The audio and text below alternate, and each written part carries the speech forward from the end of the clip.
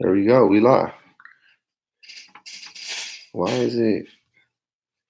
So we live there.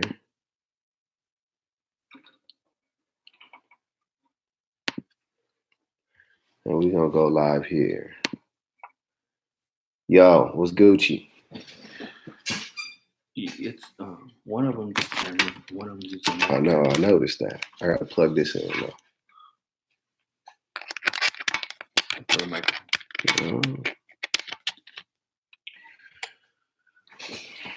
My. Hello. Okay. Yo. What's good? Hello.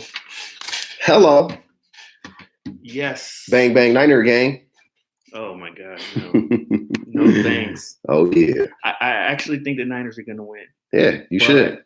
But I'm not gonna like it. But it is what it is. Don't be a hater. I'm not hating. It's just I'm a Rams fan. What do you want me to say?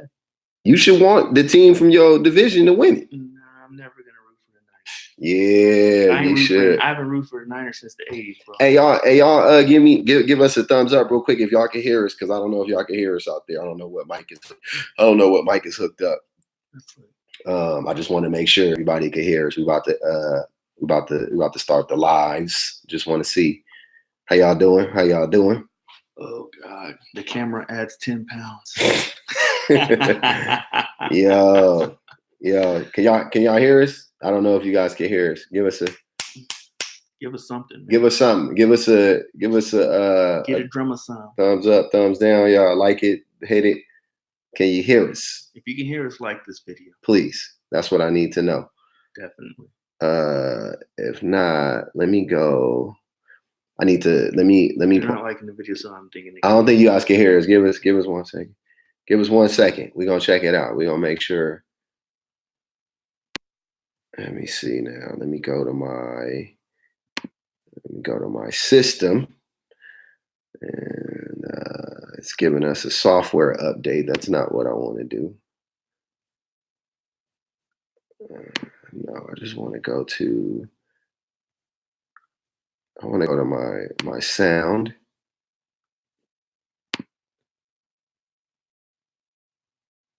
Yeah. It's on the screen. Yeah. The mic is live. Let us know. Let us know. I don't know if y'all can hear me though. So there's no way they can. Hold on. I'm gonna do this. Let me go to my Facebook and make sure. I just want to make sure that y'all can hear us. Check. Let me go to my Facebook and be sure. I just want to make sure that y'all can hear us. Mm-hmm. Sure. I forgot. It's hooked up to my speakers. So, yo, what's good? Me and Knowledge, we about to get this thing rolling. Y'all see the headlines. What we talking about tonight, man? What we on tonight? Easy. Black people, it's time to stop hating. Bernie Sanders, #1 in the CNN poll, recently came out. And going into Iowa, very strong, on the upswing. So we're going to talk a little bit about that. Also, we're going to talk about the Virginia gun rally and what that was all about. What does it mean? And who cares about impeachment? I personally don't care about the impeachment because we all know how it's gonna play out. But I wanted to ask the question because I wanted to see if people actually cared. If you guys wanted to talk about it, like this is a reason why we go live is so people can interact with us or whatever. So if you guys want to talk about the impeachment, by all means. You could leave your comments in the comment section, and we'll definitely get to it. But first, we want to start off with this. The reason for us saying Black people stop hating Bernie is #1 is because I'm not. We don't pull punches when it comes to these things. People, it's very important to us that we get a functioning government that works for the people. Right. Bernie Sanders is a once in a generational candidate. I have no shame in saying that. I don't care. Don't let none of these anti political people who have, and I totally understand. I'm not condemning them. They have been totally disenfranchised from the political process. They believe that it means nothing and so on and so forth. But the facts don't bear that out. The facts actually say the complete opposite, because our lives are ran by rules and they're governed. Every single step of your life, it's affected by government, by laws, by rules, by whatever the case may be. So when people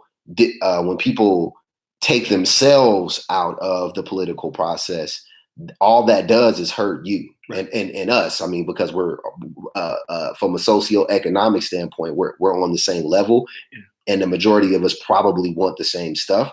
So it's important for more of us to come together, because that's really our power is in our numbers. We don't have the money, so our power is in our numbers. Right. And to get to the point, the reason why we specifically point out Black people is because the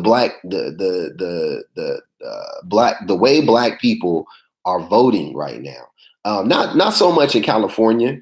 I would say I think in California we're doing all right. This is because this is on the internet. We got friends all around the country, so this isn't specifically for California, though we personally are in California. A lot of Black people in the South are pro Biden, and I mean, maybe you could get into this, like why they are pro Biden, but they are pro Biden. He has the biggest, his largest support are Black people, is black people in the South. Yeah. So that's why we say stop. I mean, it's kind of tongue in cheek when we say Black people stop hating. You know what I mean? Right. Because there's still a lot of Black people that really support Bernie. Yes, there's tons of Black people that support Bernie Sanders, but Black people should be his biggest demographic, not his smallest, to be honest with you. Absolutely. And basically, I think because the main thing for a lot of people in the Democratic Party, but especially among Black people, is that they want to get rid of a very dangerous president, Donald Trump. Someone that has eroded, especially when you're talking about the court system, has really changed the federal court system in a way that's not advantageous to Black people. He's packed the courts with people that are not going to be concerned with Black issues and are going to be around for decades. Yep.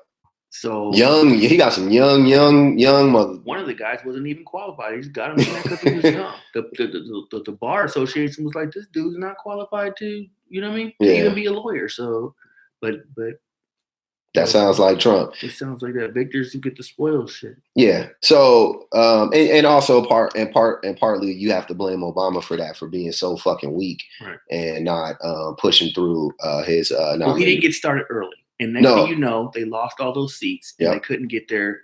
Mitch McConnell took over, and he refused to, see. He blocked it. Yeah, he blocked a lot of those nominations. Yeah, and it just basically goes to show you that the important things are the important things, and first things first.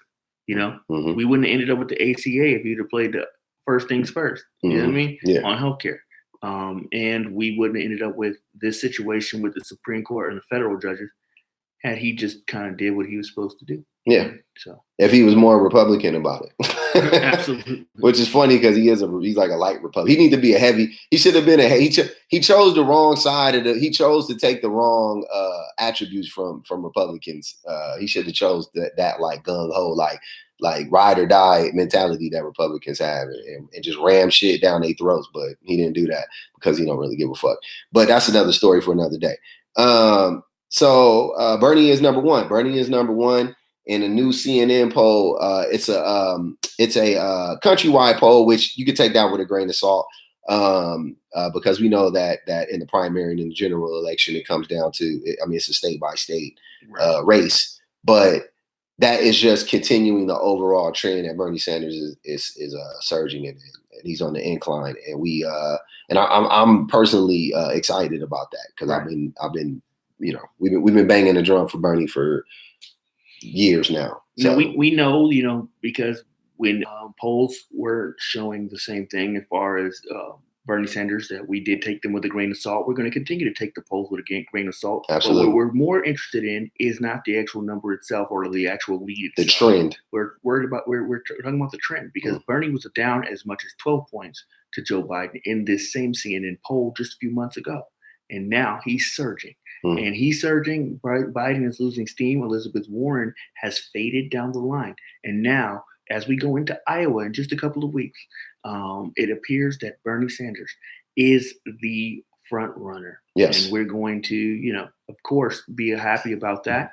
But we're also going to remind everyone here that there's still work to do, especially people in Iowa. But again, coming up in California, a month and a half to the primary there. Some people are going to be voting early. It is time to get busy. It's time to reach out to friends, time to reach out to family, to have those conversations and to let them know why you support Sanders, because this is our best chance. If you are a working class person, if you're a poor person, if you're a woman, if you are a person of color, a Black person, even this is your best chance to actually get someone in the office that is going to be concerned with the issues that affect you. A transformational candidate. I want to have this conversation real quick, because I had this conversation with somebody last night, and I've had this conversation with people several times. So the thing that separates Bernie Sanders and other politicians of his ilk that have followed in his footsteps, like AOC, like Ro Khanna, like Rashida Tlaib, like Jayapal, like Ilhan Omar, like Shahid Buttar, like all of these politicians that are following in Bernie Sanders' footsteps. The reason why they are different in this political climate is because they do not take corporate money. The number one most toxic thing in politics is corporate money. That is like you could trace back almost every bad policy. You could trace it to some corporation, you know, tipping the scales in their favor. I can almost guarantee you some industry, something. You know what I'm saying? Whether it's the dairy industry or the tobacco industry, or it's the gun lobbyist, or it's whatever. And lobbying is nothing more than legalized bribery. So the reason why a person like Bernie Sanders is a once in a generation candidate is because he has never and doesn't currently take money from corporations. That is literally the forget, before we even talk about the record and the political courage and the plans and the yada yada, and like go. If anybody asks you why Bernie or why this candidate, you know what I'm saying? The number one reason is they don't take money from corporations. If you take money from a corporation, you will be beholden to the corporation. There's no way around it. Absolutely. If you're getting now on the flip side, if you're getting your money from people, from working class people, who are you going to listen to? Right. Working class people. Right. No duh, right? The vast majority of Bernie Sanders constituents are people that make under $60,000 a year.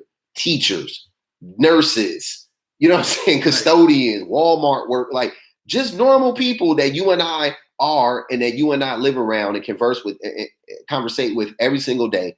These are the people that are supporting him, and they're supporting him not only with their time, but they're supporting him with their money. And that is why it is important for us to support him. You could think that nothing's going to change in the government. You could think that there's been 45 presidents before him. He's not going to do anything different. But I just simply laid out the case as to why he is different. And also, even if you believe that, even if you think that there's a chance that he isn't going to do anything, right? Even if you think that, the thing that's important to remember, the way to look at it is why wouldn't you still support him just in case? Right. Just in case, because I know and the reason why I thought about that today was a lot of people do this with religion, right? they'll tell you like I'm not religious, he's not religious. We both have been religious before. We both have belonged to cults. The Jesus cult, he was an Israelite, you know what I mean? Like we both have belonged to cults before. We are not, either one of us are religious at this point in time in our lives, right? So we can speak to this. Right. But I know people like now I'm not in it, and I would talk to them about it, and they would say, and I'm probably sure, I'm pretty sure I said this in the moment, or when I was in it. Well, somebody would be like, well, why are you following that? And then you'd be like, why not? Why? I would rather be wrong and die, right? And then not go to heaven, or whatever happens, right? Rather than to shun Jesus, than to shun whoever whoever your deity is, whoever you believe in, and then go to hell because of that, right? So I don't understand the people that try to be like, oh, well, nothing's going to change. If Bernie gets into office, nothing's going to change because every president before him has failed, which isn't true, and it's totally hyperbole. But it's hyperbolic, I should say. But then you can't understand the concept of like, okay, even if you believe that, it's not like you have to exert like a ton of effort or energy into just getting your ass up and voting for, like, if you believe he's good, I'm saying. Because I know people that tell me, yeah, he's good, but he ain't going to be able to get that passed. And he ain't going to, okay. I'm not going to fight you on that, even though, once again, very hyperbolic. Why wouldn't you still just go vote? Right. And vote for somebody that has the values that you want. That's it. Because basically, again, we're going to go ahead, let's just touch on that. People, corporate politics, corporations getting into politics. Yes. See, the thing is that each politician, if you're a senator, congressman, president, you have a constituency, and that constituency is responsible for putting you in office, and you serve that constituency, and hopefully you get reelected if you serve them well, right? Now, with the the thing about Bernie Sanders is not only that he has his own values that he decides that he's not going to take corporate money, but he also wants to take money out of politics so that people can come along and do this. So he can break the cycle and break the status quo, because he wants to get rid of Citizens United. Because what Citizens United basically says that corporations are people. So now those people, because if you're a senator and you're a senator of a whole state, and or a congressperson in a certain district, you have corporations that are your actual constituents. Yes. They can actually spend money against you or for you. Yes. And most of them just decide, you know what?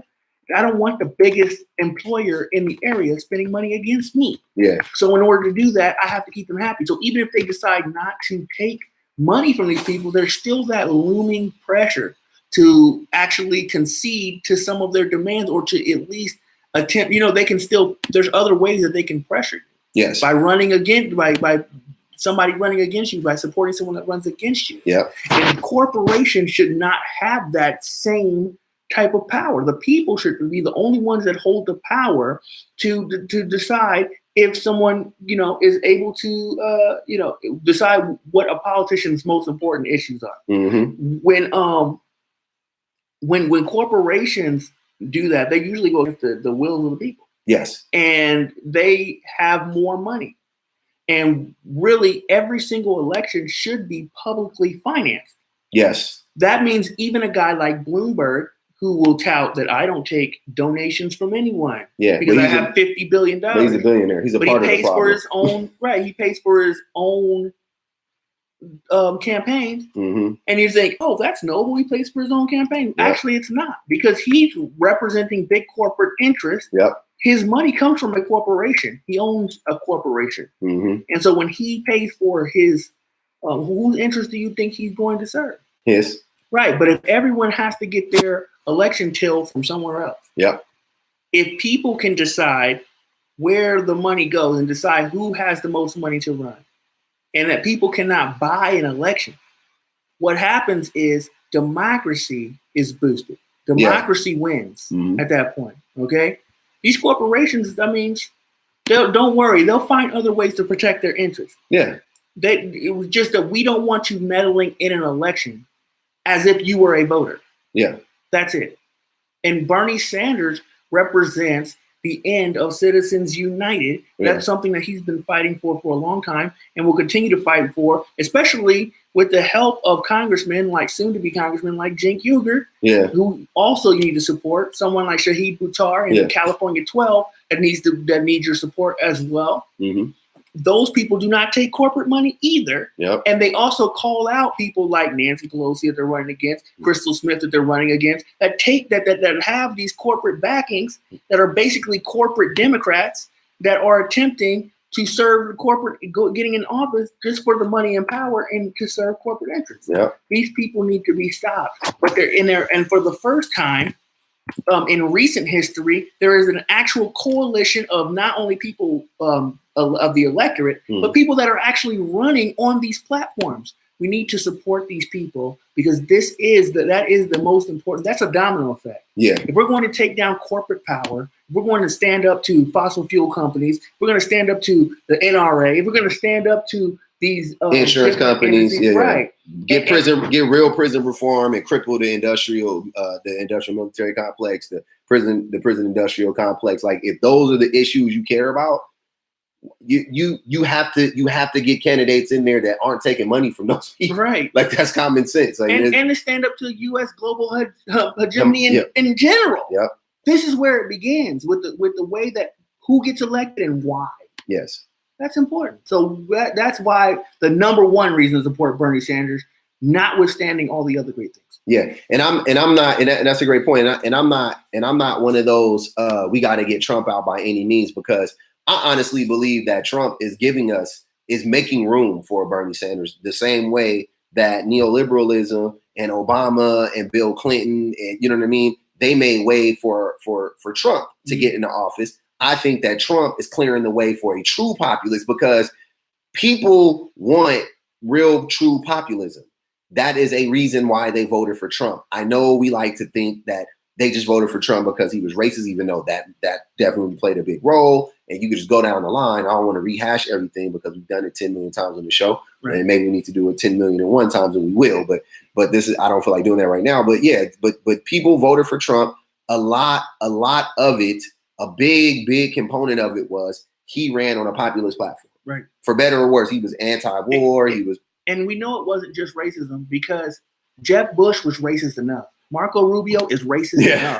These guys are racist enough to push that agenda. Yeah. That they would have been doing the same thing that Trump was doing. But Trump was also a populist in the fact that he was a right-wing populist, a fake, and it turned out to be fake populism because he did actually lie. Mm-hmm. But what did he run on? Into foreign wars, right? Yep. He ran on the economy, right? Changing the economy, bringing jobs back to America from overseas, right? Yeah. Trade deals, getting us out of disadvantaged trade deals. He was anti-trade. Yeah, he was anti-trade deals, and that crippled the Midwest. And the Midwest tipped because Michigan typically they were voting blue forever, and then they flipped. And yeah, that's what I'm saying. Like Trump, to ignore the reasons that gave us Trump is basically we're setting ourselves up for failure all over again. There's no reason to strictly blame racism or sexism or whatever, right? Like, that's for sure, that's a part of it. For sure, that's a part of it. That's the identity part of it, right? But the political part of it, the policy-wise, he was talking about real policies. So that is important, and I'm not on that get Trump out over, like, I'm not on that shit, honestly. Like, I'm not gonna vote. Like, for me, if Bernie doesn't win the primary, I'm voting in other aspects. But if Bernie doesn't win the primary and they run any other corporate Democrat, I'm not voting in the next election for a president. You know what I'm saying? Well, I'll probably vote Green like I normally, because I'm a Green Party member, technically speaking. But I registered as a Democrat, so I can vote in the Democratic primary because in the state of California, you have to do that. Mm-hmm. And anybody that's paying attention, if you are an independent, because most people aren't independents and most people don't belong to a party, if you do belong to a party that's not the Democratic Party and you want to register or you want to vote, you need to register as a Democrat. And I can't remember the end that I used to know off the top of my head, but it's coming up pretty soon. It's about to be over for you to do it. So you got to get in there pretty soon. I'm writing in Cornel West DSA. There you go. Cornel West is dope too. So I don't. So that's what it's gonna be. Please vote blue. No. Goober, we can't. I don't vote. I'm not blue. I'm not a Democrat. I'm not a liberal. I'm not like I'm strictly on the side of working class people. That's it. Like that. I'm the planet and working class people. I don't care what party. I will vote for anybody. I will vote for a Republican. I will vote for anybody that has the right policies. Right. That's it. I honestly think that Bernie probably would be green if he could. Yeah. Oh, for sure. Or he'd have ran for the Green Party nomination if it was true, like a 3-party type of deal. Or the Socialist Party. Or the DSA. Yeah, the DSA, yeah. So I that don't would have been super dope. Yeah, that would be dope. And that is something that we, I mean, me being a Bernie, like when Bernie ran in 2015, I was disappointed when he didn't run third party. I thought it was the perfect time to start a third party. Like I was like, fuck, I was like, heck yeah, man, we're gonna get a third party out of this. I was really sold on that, and I was so. I thought I'm gonna tell you guys a quick story. So when Bernie ran in 2015, y'all could you guys could go back, and I was talking about this today. I wish I could go check all my like Facebook posts, and y'all could source this. No joke. I was 100% convinced that Bernie was going to beat Hillary, and I'm not delusional. I'm not that type of person. I'm very pragmatic when it comes to this stuff. I'm not, you know what I mean? Like I have a bias, absolutely, but I don't let that bias cloud my judgment. I try not to. Like, sometimes it might bleed up, but the vast majority of the time, I know what's up. I thought for sure Bernie was going to win. I could not have foreseen how much the establishment was going to cheat. I knew they were going to do, you know what I'm saying? Like, I know what they do typically. I know about the voter suppression, but I didn't know how far. They were literally just like changing votes. Like in the vote, like purging 100,000 votes, right, like from the machine, like shit like that. Like I wasn't ready for that type of stuff. You know what I'm saying? And I watched it happen in real time, and I was mad the whole time. So when Bernie lost that way, I figured like, oh, he's gonna be mad, like, because I'm putting myself in his shoes. Now I'm projecting. I'm like, yeah, if that were me, I would have fucking third party. Boom, I'm cutting y'all heads off now. Like, you know what I'm saying? Like I'm Bernie Workers Party for America. Boom, let's go. Right. If you're here in the room, thank you guys. Like, share, and subscribe to this channel to make sure that you get the best of the Soapbox Heroes Network. I know the KCOH, shout out to KCOH, have a great show with Tyrone Irvin that they do every morning, every day. So make sure you guys like, share, and subscribe. That way you will not miss our... So this person is saying all Democrats are terrorists of America. Okay, but that's troll. Don't troll. Say what you mean. Like, keep it plain. Like, we'll talk to you. But saying that, making those kind of value judgments, that's like me saying everything Trump does is bad, or Trump is bad. Trump's a bad guy. He's rude, so you shouldn't vote for him. I'm not gonna play that. I hate when Democrats play that. Oh, Trump is everything. He's just bad. He's a bad guy. No, I want some substance. You know what I mean? You can do better than that. You can do better than that. Just do better than that. That's cool. Jew walk. That's scary. Just do better. We'll definitely talk to you, but you gotta do better than that. Absolutely. So don't acknowledge that. No, I'm just curious that was like one of those, like, oh, like all Democrats are terrorists. All of them. Every last one. I don't know. What did Obama do for you? Exactly. I feel you. That's why we're against corporate. We're against corporatism. Okay, so let me just for you, dude. We're gonna do this. I'm gonna let you know a little bit more about where we stand. There are two sets of people in the Democratic Party. Neither of us are in the Democratic Party. Okay, we are standing as populists here. Mm-hmm. Okay, that means we go issue by issue. Now, what if I told you? You know what I mean? It's not about Democrats. Remove Democrats. Remove Republicans. Remove that. Okay. Do you want everyone to have health care? Do you want people to be free from student loan debt? Do you want everyone to have an opportunity to get an education? Do you want our environment to be protected? Do you want, an end to money in politics? Do you want an end to foreign wars and nameless wars and spending money on those wars? Do you want redistribution of wealth? Do you want those things? If you want those things, it doesn't matter. If Trump stood up tomorrow and started actually fighting for those things, he would have my vote. Oh yeah, well, now because he's already in the office. Yeah. It's easier to keep the incumbent. If I saw him doing it, yeah, because he's in office. If I saw him doing, yeah, because he's doing, then there'd be no reason. There'd be no reason to replace him. Yeah. So it's not about Republicans and Democrats. It's about the issues, and this is what we do know. The issues, on those issues, Americans pretty much agree across the board. Republican, Democrat, Independent, they agree on these issues. Yeah. So let's get all the stuff that we agree on, put them in one bag, and somebody please get into Washington and do those things. Yeah. The person that just happens to be doing those things is Bernie Sanders. Yeah. One day, Bernie Sanders won't be around anymore. Yeah. There'll be someone else doing those things. I will follow that person, and I won't ask what party they're in. I will just vote for them. Yeah. So let's not have a conversation about Democrats bad, Republicans bad. That's not what this is about. Yeah, even though Republicans are bad. let's be real. One party. This is me. I'm not gonna speak for Robert because he may feel differently about this. But as far as I'm concerned, all Republicans are bad. Like you said, all Democrats are bad. No. All Republicans are bad for sure, without a doubt.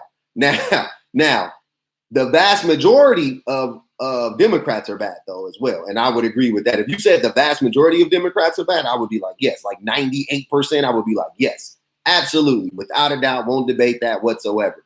But if you say all Democrats are terrorists and don't say if that's the case, you should say the government. You know what I'm saying? And then I would be more like on your side. But when you start to play this like partisan crap, like because obviously I'm guessing you're like some right wing, you're into that. You're on the right. You're on the right or whatever. So you're trying to like differentiate, or you're trying to act like the left is worse. Because here's the thing about when people do that, when they play the left wing or right wing stuff, they will tell you with a straight face that Obama didn't do anything for you. And then when I ask them what has Trump done for you, they won't give me an answer. You know what I'm saying? Like so they'll. It's not about what anybody has done for you. That's not what it's about for those people. There's a good amount of Trump supporters who like him because of what he says and how he makes them feel.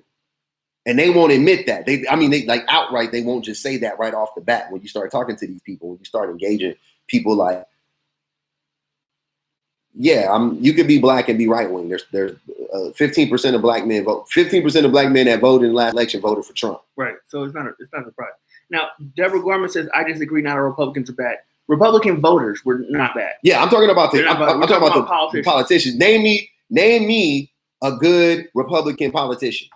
Like you name it. I put it in the comments. I would love to hear who they are and what they're not voters. People, they're just voting what they have their own set of ideals, beliefs, they're voting, and they're Americans, they're using American, and that's the point too. We don't want to disenfranchise the voters. The voters are not bad people. We're just doing the best we can with the information we have at any given point in time. Yeah. The politicians themselves have the power. We've given them the power. We've allocated power toward them, and they're misusing and abusing it.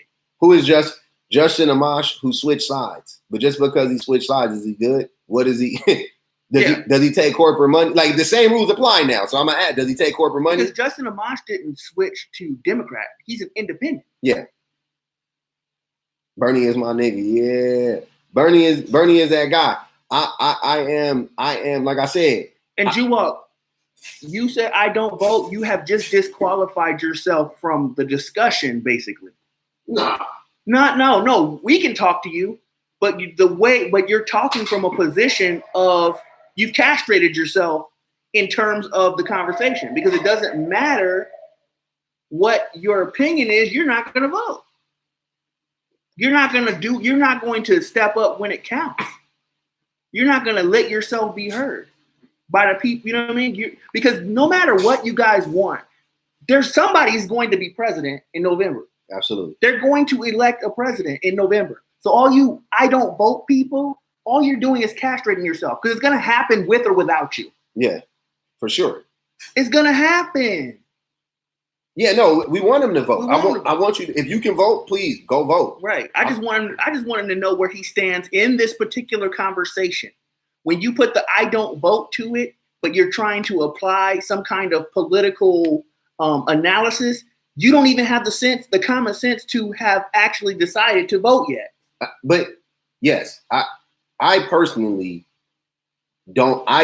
You not voting is a stance in itself. Like I don't think that you have to vote to have an opinion. That's not. Yeah, I know what you mean, but you're taking the power away from your opinion. I don't agree with that. I think that when you don't vote, that's powerful in itself. Well, that's a vote. It's a vote. That's what I'm saying. Like even that, like you abstaining from voting, you're striking in a way. Like, you know what I'm saying? Like you're striking. You don't want to participate. And the reason why is because if they had two candidates up there, which that's what happens, is two candidates that run. You don't care for either one. You don't vote because you don't care for either candidate. Mm-hmm. I'm not going to blame you for that. I blame the candidate for not going to get your vote. You know what I'm saying? Like I never blame the people that don't vote for not voting. That's true. You dig what I'm saying? Like so you got the right to vote and to not vote, and both of them mean a lot. I would encourage you to vote. I would encourage you to vote if you. Let me add the caveat of I would encourage you to vote if you find somebody that you identify with. Yes, then I want you to vote. If you can't find somebody that you identify with, then I'm all on board. But then we have to get into the why and the why. You know what I'm saying? And what do you want? And if you don't vote, it's like this. If somebody actually represents your values and you do not decide to not vote, find some other way to push your issues. Yeah. Join a group of people, like-minded individuals pushing. You know what I mean? Do something else. There's other things you can do besides vote to enter the political process. But don't say, hey, this isn't happening for me. You know what I mean? I'm not being represented, and you're not doing and choose. I mean, if you don't have a choice, but to choose not to do anything. That's a good. Goober said, I didn't vote in the Obama years. Trump made me vote. So you can't. So obviously you voted against Trump, right? You know what I'm saying? Like so Trump scared you to get up and go vote. You know what I'm saying? you was like, damn, he scared to vote. Like he's scared to vote in you because you wasn't voting before, and you was like, holy crap! Like, not this guy. Yeah, not this guy. I got to do something. Like, is that what happened? I feel as if Bernie is the most sincere of all candidates. Absolutely.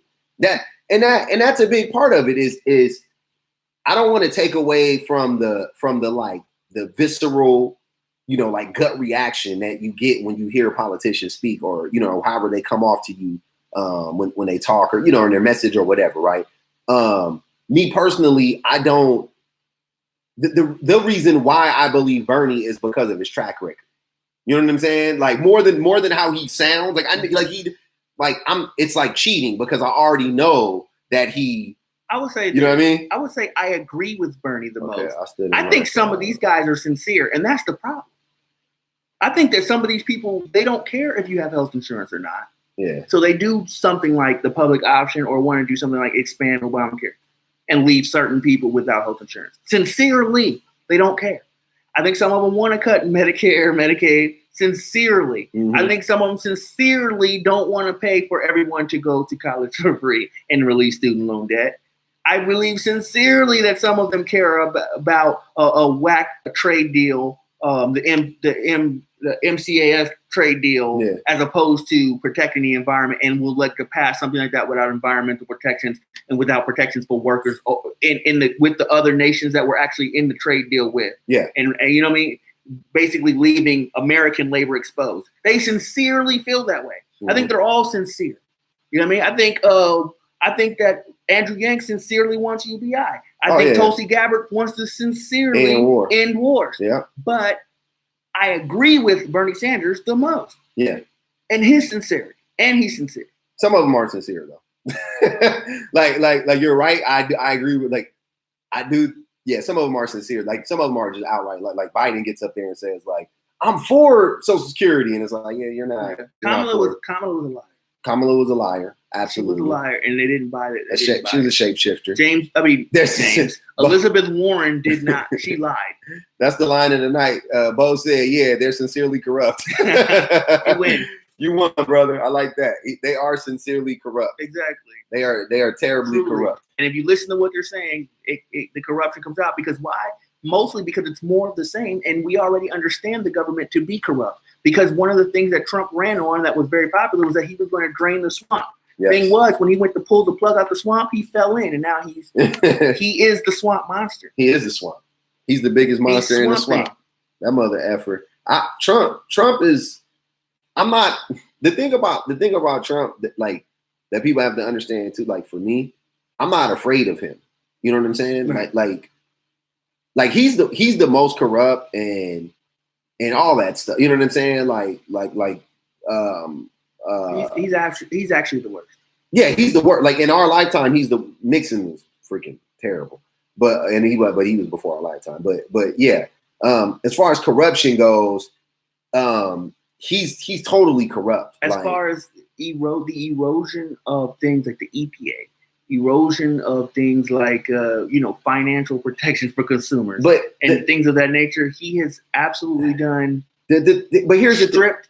But here's where I'm like, here's why I don't get, like, when I think of corruption for him, I think of like how he's still making money, like literally how he's the emoluments cost, like that's the kind of shit I'm thinking about. I'm not thinking about like the EPA, because the EPA is a band-aid for a bullet wound, and it's just you know what I'm saying. Like the EPA doesn't do much of anything. They're corrupt. You know what I'm saying? Like so if he undermines the EPA, I'm like, well, you're undermining a corrupt institution in itself. If he undermines what was the thing we were talking about? If he undermines the the intelligence community or whatever, I'm not like, oh, how can you go against the FBI? It's like, it's the FBI. Like the FBI is corrupt. I don't care about the FBI. You can shit on the FBI all day. That's not the stuff that scares me, or none of that stuff scares me. The stuff when I talk about him being the most corrupt is stuff like Obama had the decency and the smarts, the intelligence to wait until after he got out of office to cash in. See what I'm saying? Trump is making money right now while he's in office. He's like, yeah, come on, Saudi princes, come stay in my hotels. And you know what I'm saying? And then they don't even come and stay. They just book the hotels and then pay $1 million, you know what I mean, a day or whatever, because they rented out a whole floor or whatever. You know what I mean? He's doing stuff like that. That's dirty. That's very, very, very, very corrupt. Yeah, that's corrupt. But Obama was just as corrupt when you talk about institutionally speaking. He was just as corrupt. He was just as corrupt. Look at Bush Jr. He was just as corrupt. All the laws he passed, all the 9/11, all the shit he did after the 9/11, the Patriot Act, and you know what I mean. Like, you're telling me that wasn't corrupt? Obama prosecuted more whistleblowers and more journalists, definitely, than any other. Like he was completely corrupt. Definitely. When we talk politically, politically, in order to maintain political power, surely he was. And it speaks for itself with Trump. This is why the whole impeachment thing's going on anyway. I can't watch Rachel Maddow. I will. After Russiagate, she lost me for sure. I've been off of her for years. I will watch clips of it because I have seen clips of the interview. I will try to get through it, and I try to get. Les was giving up the goods. Yeah. I'm a peep it. I've read a lot of stuff that he said. Like I read it like in a transcript form, and I was like, yeah, this is crazy. I can't.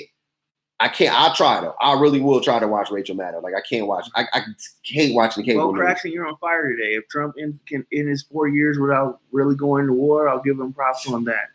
That's what's up. I mean, that's what I'm saying. Like in one aspect, he's not really, you know what I mean? Like same shit. He could say, "Oh, I haven't officially gone to war," but basically, what's going on in Iran right now is economic warfare against that country. Yeah. Those sanctions that don't even allow medicine in, cancer medicine, things of that nature. He's killing people. Yeah, he started that, so that's like war. He's putting them in a position like, could you imagine if there were soldiers around your house, mm-hmm. and they don't lit like certain food in beanie weenies. Yeah. And you know what I mean, and you couldn't get your prescriptions, you couldn't make money, you were trapped basically in your house. They freeze your money. You couldn't get in your car or go anywhere. You couldn't do anything. Eventually, you would get to the point where you're just gearing up some kind of way to get up out of there, or mm-hmm. to fight for your freedom again, to feel like yourself again. And that's what Iran is doing. They're resisting. Basically a quasi occupation of what's going on. Basically And they don't want to end up like Iraq and Libya. They look at Iraq, they look at Libya, and they're not with it. Jew Walk is going hard on Obama. He wanted the black people that hates Obama. It's okay, man. You know what? He might hate black people. I don't know. I don't know. It just when like I don't like Obama. He wants attention. Yeah. No. He might really feel like this. Yeah, no, he really feels. There's like a lot of people that really there's a good like people think the thing is it's like funny because I know that there are people who think that I'm like this about Obama because of how much you know what I'm saying? Because I go at Obama so consistently. But I don't hate Obama. I don't hate Obama, first of all. But and the reasons why I don't like Obama were strictly political. Absolutely. His personality, Obama was the shit. He was the smartest, and you know what I mean. Like I give him all the props. Dusting his shoulders off. He's a great and he was the least, as far as outside of politics is concerned, he was the least compromised president we've had ever, probably. You know what I'm saying? Like maybe Reagan wasn't like that, but like he was just like he was a great student. He was, you know what I'm saying? Like you just go down the line, like he didn't cheat on his wife. He don't got no illegitimate children. He wasn't divorced. Like you just go down the line, man. He was like a good person before he got before he ran for president, even because even the senator, I had to go back and check his senator record. And I was like, damn, Obama was like low-key dope. Like as a senator, he voted against all the war stuff. He was anti-war. He was anti-war budget, increasing the war, but like he was anti a lot of that stuff. Then whatchamacallit made the call for him, called in his chips, which was no, the other war criminal, Henry Kissinger. When Henry Kissinger, the Democratic Rumsfeld. Henry Kissinger got to Obama. Henry Kissinger identified Obama when Obama was at Harvard. He identified Obama before he was even like a grad, or when he was starting grad school or whatever. And Obama wrote about this. I'm not making this up. I read his book. Obama wrote about this. So he was identified, and then Henry Kissinger, when it was time for Obama to run for president, or the person that compelled him to run for president was Henry Kissinger. Mm-hmm. You know what I'm saying? And Henry Kissinger basically just put Obama in his pocket and was like, "Boom, I got you." You know what I'm saying? And that's basically what happened. Obama took all the money from the corporations, and we know how it played out in the end. Mm-hmm. But prior to that, Obama was dope. So when you slander Obama on some like fuck him, he was the worst, and you just, you know, I mean, like Robert was saying, yeah, be specific. Who cares if he's a mean guy? Who cares if he says mean things or things you don't like? I don't care about that. Trump can be the rudest guy in the world. Do something about my healthcare. Mm-hmm. You know what I'm saying? That's who cares. See about value. Who cares about your value judgments on somebody like in that way? And an asshole is about that? And an asshole. Like I'm an asshole. Like I've been called an asshole. You know what I'm saying? There's certain things I like about Trump's personality. I watch Trump rallies and I laugh. He's funny. He's funny to me. Like he's the funniest president we've ever. You know what I'm saying? Like so we get into this like minutia of personality traits and shit. I hate Trump or I dislike Trump because he's corrupt and he's hurting us. That's pretty much what it is. And what he actually does. Yeah. Who cares about what he's saying? And no, I do care about what he says too, because what he says fans the flames of hate and whatever. You know, a lot of what he says can start a war. So what he says is important, but how he says something like when they get into like, well, he like they get like the media, the corporate media likes to talk about his tone and shit. Like I don't care. But when he was talking about Charlottesville and he said that there were good people on both sides, that I cared about. I was like, what? What are you talking about? Like, I care when he says stuff like that. I care when he says that Africa is full of shithole countries. I care when that's offensive. You know what I'm saying? Like I think that's terrible. I care when he keeps banging on Chicago, and Chicago ain't even in the top fucking 50 worst highest murder rates in the country, and he keeps going after Chicago and talking about we gonna send the army into Chicago and shit. I'm like, what are you talking about? Like what? Like I care about that because there's a racial tone to that, right? That I care about. I don't care that he's a dick. Who cares? Who cares if he's a dick? You could be a dick and be dope, and I will fuck with you. I'll be like, that's a dope dick nigga right there. Like, you know what I'm saying? But if he's not, which he's not, then I can't mess with him. Obama was a cool person, right? Super cool. Wasn't a dick at all. Wasn't an asshole. He was freaking terrible for America. Right. He's a warmonger. Off top. to say the least. He had a peace prize with the warmonger. Okay, Obama and did Lula da help. Silva actually brought that up.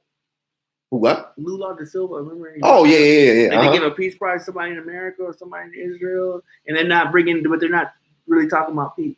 Trump's not getting removed. No, I don't think so either. And matter of fact, let's just go ahead and segue into that. But before we do that, 8 people are in the room, 1 like. I'm disappointed. You guys like the stuff. Like it, man. Just hit the like. It's the best way to support our show. Hit the like, share, hit the subscribe button if you are not subscribed. Some of you guys, I'm meeting you guys for the first time. And I want to talk to you guys more on other topics here on Need Knowledge. So thank you so much, you guys, for hitting the like. Now, also hit the subscribe, hit the notification bell. That way you can catch everything on the Soapbox Heroes Network. It's more than just Need Knowledge. It's also Best Case Scenario Podcast. We've also got Tyrone Irvin, KCOH, and it's a magnificent show. Tyrone is one I consider our fearless leader. Yep. And he's got an absolutely terrific radio show that he does 4 like times. 3 of them. He's working like a Jamaican. Hey, mom. Hey, so let's get into this. So Trump. So is Trump getting removed? He's already been impeached. Is he getting removed? Absolutely not. Yes. If he does, I'll be shocked. The reason being is because it's about votes. This is not necessarily. It's political. It's not a criminal trial. If it was a criminal trial, oh yeah, absolutely, I would be. If it was a jury of just 12 people that they picked, they did it the same way that they would do you. Yeah, he's done. Yeah, but they're not. They're doing it. They're doing it the way that they're doing it in the Senate. They're doing it the way the Constitution prescribes. And all this is not the whole point is not to remove Trump. I want Trump to get the fairest look ever. I don't want him to be able to say anything about somebody doing something to him. As a matter of fact, the Democrats need to go ahead and drag this thing out into the light of day because the Republicans are trying to do this in the shadows. In the shadows, the same way they're trying to say the Democrats were doing with the impeachment inquiry in Congress. Yeah, they're trying to do this in the Senate. They're trying to just wham bam, thank you, ma'am, get this thing over as fast as possible. And I think the Democrats need to be in the media telling people what they're actually seeing. Bo says if the Democrats don't smarten up and go with Bernie, Trump is going to mop the floor with Biden. Brother, yes. And Bo's on fire. Bo is on fire today. We need to bring Bo on the show. Anytime you want to come on, we'll tap you in, brother. Definitely. You're on fire today. You saying it right. You saying it, and Goober. Y'all, both of y'all. We'll throw both of y'all on here because y'all saying the right stuff. But I don't want to stop at Biden. I want this to be clear. Everybody but Bernie will get beat by Trump. If Biden runs against Trump, I think it's going to be like a blood. I think it might actually end the Democratic Party type. It's going to be really, really bad for the Dems. I honestly think that Bernie will pull it out for sure. Yeah, Bernie. I think Bernie will. I believe the country would be more divided than ever. If Bernie won? If Bernie won, I think the country would be more divided than then when Obama won, you think Bernie will divide the country more than Obama? Because this is why. Because Trump is going to what do you think Trump is going? He ain't going away. He ain't going away. He's not going away. He ain't going away. He's going to be, but he's going to be speaking from the from the former president former president rafters. Yes, over there. I agree with that for sure. But what do you think he's going to be attacked? Like, say there's a debate. Yes. Between Bernie Sanders and Donald Trump. Trump's not going to debate Bernie Sanders. They're going to be presidential debates. I bet. If he bows out of presidential debates, it's a wrap. He's basically saying, "Oh, it's not a wrap. I can't beat him." No, it's not a wrap. He's basically saying, "I can't." I bet money. First of all, Trump loves debates, dude.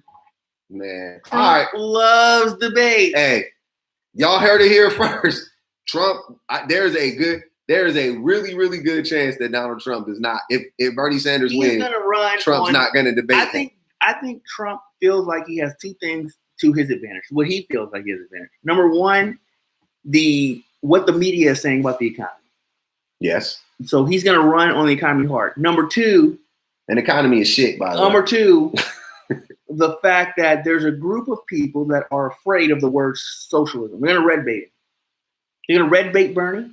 Yeah, I agree. They're already doing that. Right. They're already doing that. That's Trump, not. But he can't do.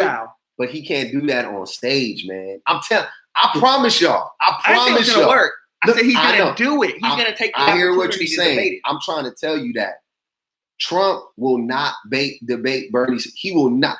That shit is like, that's like saying a roach like to be out in the daytime, bro. Like they don't want to, he don't want that spotlight.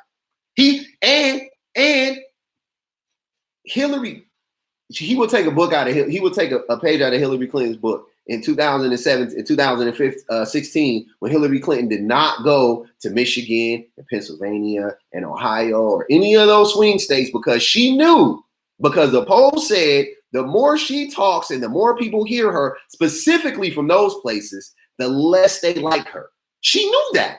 So her people came together and was like, don't go there. But Trump, every rally he has is in one of those states. Yeah. But Bernie does better than Trump in those things. I'm trying to tell you I'm not saying Bernie won't win. I'm saying it ain't Trump about him thinks winning. he can win. I know. I'm trying to tell you, this ain't about Trump winning and losing or Bernie winning. This is about Trump's strategy. And I can almost guarantee you, Trump ain't. If Trump, and I don't want to even give myself any outlet. If he I don't think he's going to debate Bernie. Like if I had to bet, I would bet he's not going to debate Bernie at all. But if he does, it will be like one time. Like it ain't gonna be like a bunch of debates like it was between him and Hillary. You know what I'm saying? But he is afraid of, what can he say? Like seriously, all that fake populism, all that shit is gone. He lied all about that. He lied about all that stuff. So when he gets up there with a real populist and he tries to go, my health plan, I'm gonna tell you what my health plan is after the what? I'll tell you what it is right now. Bernie's gonna say, well, why wouldn't you? That's what I'm saying. You just go down and come on. Like I think the Republicans already know they don't have a plan for healthcare. And honestly, Bernie is, I think Donald Trump was kind of impressed with some of the stuff that Bernie was saying. Like, wait a minute, he's promising them everything. Like, I think there was a quote with Donald Trump where they were saying, dang, you can't beat promising them everything for free. Like he was like, that's actually that's a good idea. Why did I think of that? Which that's what he was doing. Yeah. Yeah. He my thing is they don't talk about debts and deficit no more. Donald Trump actually just ran up the deficit $2 trillion since he's been in office, which is more than any other president ever. And you don't hear a peep from the debt and deficit Republicans. I don't want to be too optimistic. I seen Bernie bumper stickers on the backs of pickup trucks in the South back in 2016. Oh yeah, you're gonna have, definitely gonna see those things. But there are states that are red, there's states that are blue, and then there's the battleground states. I think Bernie's gonna flip some of them red states. I think he's gonna flip like a Texas. He might flip like a Utah. Utah was. I think a Utah might flip, but Utah that's not crazy for you. Utah has gone because Salt Lake City is the biggest city there. It's probably like a lot of like an urban population there now. Yeah. Yeah. But to your point, maybe Future, in Arizona. Yeah. To your point, Future, I'm once again, Bernie got cheated. So you got to keep that in mind that he got cheated. So yeah, you saw a bunch of bumper stickers and stuff. That wasn't your eyes deceiving you. You were right to think that he was gonna win. You know what I'm saying? Like you were right in that feeling, right? But then the DNC, the DCCC cheated him, and we know what happened. You know what I'm saying in the end. So yeah, no, Bernie was gonna win. Bernie was down by 42 points when that election. I'm not making that number up. You guys can look it up. He was down by 42 points to Hillary when they started campaigning. I think it was in August, and that fool ended up losing by like 3 points, and that was with all of their cheating. If you go back, which I did last night, I looked at all the numbers. I looked at all the states. It was really close in a ton of states. And the exit polls were way the fuck off. The exit polls were so far off in those states. In some of those states, man, they were off by like 15 points, 22 points. Like Bernie was supposed to win maybe by a point, and then Hillary would win by 19 points. And be like, what? Like, and Hillary wasn't. It's not like she's the candidate that was bringing out a bunch of people. You know what I'm saying? Like she's not that person. Right. She didn't. Even though she was telling people that she was the holder of the Obama coalition. Yeah, but she was lying. And her rallies, you can't even call them rallies. She was having meetings. Like she didn't have rallies. Like she didn't bring in 2,000 people, 3,000. She didn't have that many people at her function. There were tons of functions where she had 100 people there, right? 200 people there. Meanwhile, the last Bernie Sanders rally, 25,000 people. Where was that at? It was in Michigan. Oh, wow. 25,000 people in Michigan. In Michigan. That's a lot of damn people, man. And that's the place to have it. Yeah. If you can have 25,000 people show up, I want to show up in Michigan. Yep. When 25,000 people show up in LA or New York, I'll be like, that's dope. Like I love it. But when 25,000 people show up in Michigan, I get excited because that's where he needs to, But back to the point. So as far as Trump getting impeached, Trump's been impeached. We know that. He's not gonna get kicked out of office. We got to beat him in the polls. And if you want to beat him in the polls, one thing I learned recently in my last 3 elections is the most important time to vote is a primary. I didn't even know. I promise you, I didn't even know 3 or 4 elections ago. I didn't even know about the primary. Like I had no idea. Like when I started learning about it, I was like, when do you vote for that? What are they talking about? Voting for, because it wasn't, time to vote for the president. I was like, what's going on? And then I started learning about the primary and I was like, oh, wow. That's like, yes, this is important. The primary is when you vote. Like the primary is when your vote is going to count the most in this messed up system. If it was in a different system, the primary would be whatever. But in this system, the primary is so important because think about the times like I don't even know of all the candidates that didn't get to didn't get to represent the party, right? But there's probably times when there was like some people that were more like a populist candidate. You know what I'm saying? Like there probably was, and we didn't. By the time it got to us, we had this watered down. We had Al Gore. By the time it got to us, we had John Kerry. We had, you know what I mean? Like Bill Clinton, whoever it was. Like I don't remember who ran against Bill Clinton, but I guarantee you, look, if it was 4 or 5 people, one of them was probably like, damn, that's really the one. We really should have went with Jackson Jones. He was dope. Jackson Jones was dope. You know what I'm saying? So the people that run against Bill Clinton. I'm just Michael Dukakis. Michael Dukakis actually he had a chance, and then Why do Democrats want to control everything? So that's not. You said, Jew, try not to make these like really big like statements. Like be specific. What are you saying? Why do Democrats want to control everything? Like who wants to control what? Both parties want to control everything. Right. That's the whole point of politics. Yeah. It's the allocation of certain authorities to, you know what I mean? So basically they want authority. The whole point of a political party is to control power. So they can do everything that they want to do. Power so they can push an agenda in America. Yep. That is the absolute only reason they exist. So they all want to control. Yeah. They want power. And why do you keep only talking negatively about Democrats, which is also weird? Are you But you said you don't vote. No, he doesn't vote. So I don't even know like what party you belong to. I don't know. But so show me on the doll where you touch me. Yeah. I don't know. This is weird, man. It's trauma. It's like trauma. So also we could get into this real quick too. You want to talk about the Virginia pro-gun rally? Okay, yeah. How many people in this chat right now are pro-guns? Just a yay or nay if you pro-guns. Just in general, just pro like owning guns. Like you own a weapon or you don't have a problem with owning weapons. You may not own right now, and you don't have a problem with anybody else owning weapons. First, I want to start off with that, and then secondly, I want to say that I personally, I'll wait till we go through this a little bit more to talk about my personal beliefs on guns, but I'm not pro or anti, but I do believe in gun control. Absolutely, future. I would probably. I think being anti-gun is weird on its face because guns exist, and as long as somebody owns a gun, then I do understand a group of people that's like, well, I need to have a gun too because he has a gun or she has a gun. You know what I'm saying? Like, so even though I don't get down like that per se, but I understand that train of thought. No, because I stood up for the first time and voted, was tricked by a Democrat. I feel you, bro. Like I feel your pain. A lot of people got tricked by a Democrat, but if you voted for a Republican and you thought a Republican was going to help you out, and they probably wouldn't have, and you're a working class person, and you got tricked.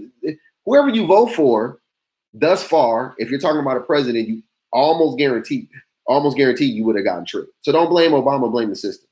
Right. That's the point. Like, I do hold Obama accountable on a personal level, absolutely. But the real issue is the system, because the system enabled Obama to be who he was and to do what he did. You know what I'm saying? And all these politicians, for the most part, to get away with what they get away with, which is basically saying one thing and then doing the opposite, and then not helping out the working class. You know what I'm saying? Not helping out the middle class and the working class. Like, that's terrible. So if you're a working class person, whoever you vote for president outside of Bernie Sanders, they're not going to help you. Just being honest. So I guess if you go into it understanding that, then you won't get burned. You know what I mean? But yeah, yes, it's your right to have guns. It is your right to have guns. This is not so much about the Constitution. I'm not asking you, do you guys believe in the Constitution or the rule? I'm just talking about your personal beliefs. Like, are you in favor of owning weapons, right? Owning guns. Do you think it's okay? Like, do you want to own them? Are you okay with other people owning them? Do you own them? Or are you against that? And then if you are you at least down for gun control? Right? Like, are you pro some measure of gun control, sensible gun control, taking away certain weapons and yeah, and like I was saying, so I'm like, me personally, I am probably like, here's what I feel about guns. I feel like if you want to own a gun and you're sane, you can own a gun. No, do your thing. I also, though, on a personal level, the reason why I won't own a gun is because I understand that the statistics are, if you own a gun, the likelihood of you dying due to gun violence goes up exponentially. So if you introduce the gun, then that increases your chances of dying from that gun. That's just common sense. Definitely. So why would I introduce the gun? So we're playing odds. That like, life is about odds, right? So the odds of you dying from that gun goes up, right? The odds of you dying from any gun goes up because that gun is included in any gun, right? And then if you remove the gun or you don't ever get the gun, the odds of you dying from gun violence stays exactly the same.